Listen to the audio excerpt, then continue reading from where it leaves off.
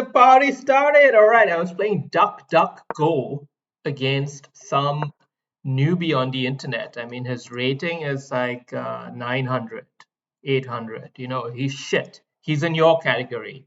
And Duck Duck Go is a kind of game where you make a move and then you put the duck in the spot where you don't want to allow your opponent to play. So it's kind of like, you see how he's stopping me from taking back the pawn here? You see, that's kind of like the whole idea here. It's quite different than the typical chess stuff.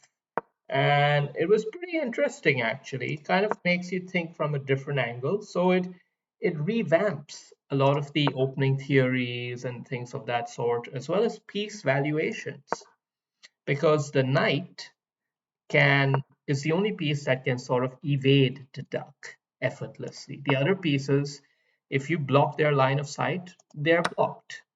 But the knights can hop over, and that's why the knights play a critical role, as you're about to see in this game.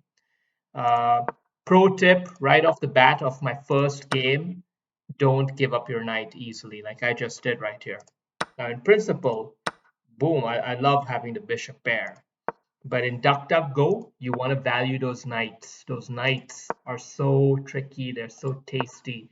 You gotta have them. You gotta love them. So here you see he seems to understand the point here, and that's why he's not even taking my bishop with his knight.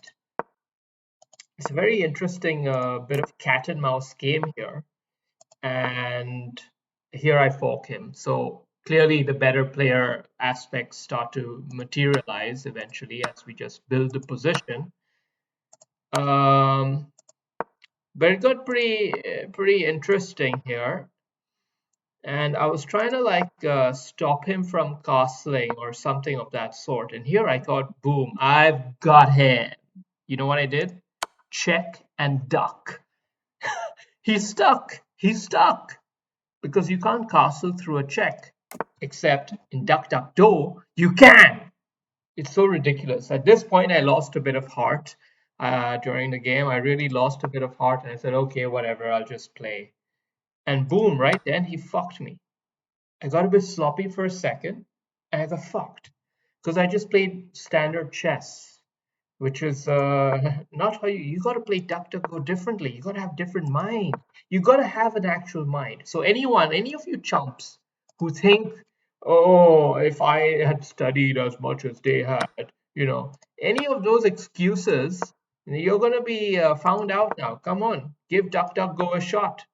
Whatever this is, Duck Chess.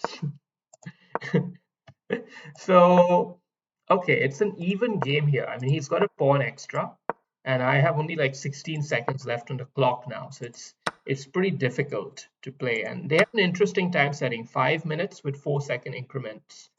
The reason for that is because it takes a lot of time to move the piece and then move the duck. You can't like pre-move as such, you know. So it can get pretty tense on the clock as well. But here you see, I mean, I'm a good end game player, and that's what's going to matter here in the ultimate scenario. Because right here he plays a move which I didn't see. I didn't see, but when I saw it, I didn't worry, because king here, knight wins a pawn, right? No, not so easy, because king traps the knight, motherfucker. And after this, of course, it was an easy win. I mean, it was just about being, again, showing good technique. You see how I'm kind of blocking that king out really skillfully there. Oh, actually, quite dumbly now that I think about it. Anyway, I'll improve as I go along. And here in the final position, he was stalemated ultimately. But DuckDuckGo, the rules are such that there is no stalemate. You have to move your king. And let's say he moves his king here, then I capture the king. You have to eat the king to win. Okay? That's something you need to know. All right. I hope you enjoyed Duck Duck, and let's play some more. I'm going to play a live game next.